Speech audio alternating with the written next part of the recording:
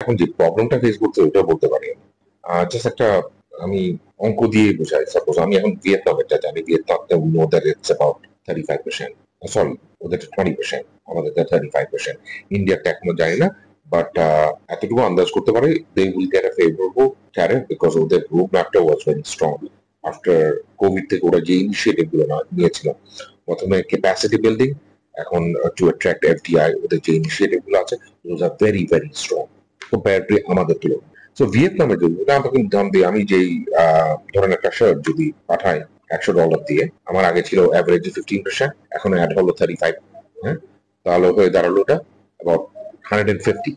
Same জিনিস যদি আবার ভিয়েতনাম থেকে পাঠায় ওদের অ্যাভারেজ ছিল 15, নাও দে অ্যাডেড 20%, 35। তার মানে ওরটা বিক্রি হবে 135 টাকায় লন্ডন, আর আমারটা বিক্রি হবে 150 টাকায়। তো আর ফার্দার এক্সপ্লেইন করতে হচ্ছে না সমস্যাটা কোথায়। এই কম্পিটিটিভ মার্কেটে এত ডিফারেন্স, ইনহেরিটেড ডিফারেন্স দিয়ে কখনো ব্যবসা করা যায় না, জাস্ট পসিবল।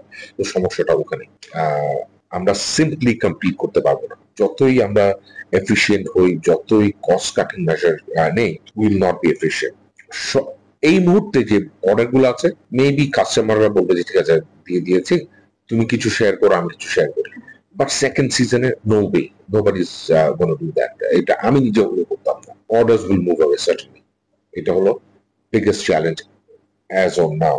সমাধান বলবো যে উইশ আর একটু ডিটেলস যদি আমরা জানতাম কোন ধরনের নেগোসিয়েশন হচ্ছে, এটা আই থিঙ্ক আমরা মোটেও যাই না, because we do not have the আমাদের ওই টেবিলে আমাদের কোনো সিট নেই, যে নেগোসিয়েশন টেবিলে আমাদের কোনো রেপ্রেজেন্টেটিভ থাকতো তাহলে বেটার হতো। আমি আপনার প্রশ্নটা আরো সুন্দর করে উত্তর দিতে পারবো না এইসব এই জিনিসগুলো ট্রাই করছে, এই ফার্দার নেগোসিয়েশন হচ্ছে, যেহেতু ওটা জানি না আমি আপনাকে বলতে পারবো না।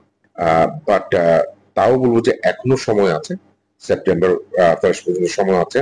অ্যান্ড আমাদের দেশের সাথে আমাদের যে ডেলিগেশন এখন আমেরিকাতে আছে, they have to do a better job. They must do a better job.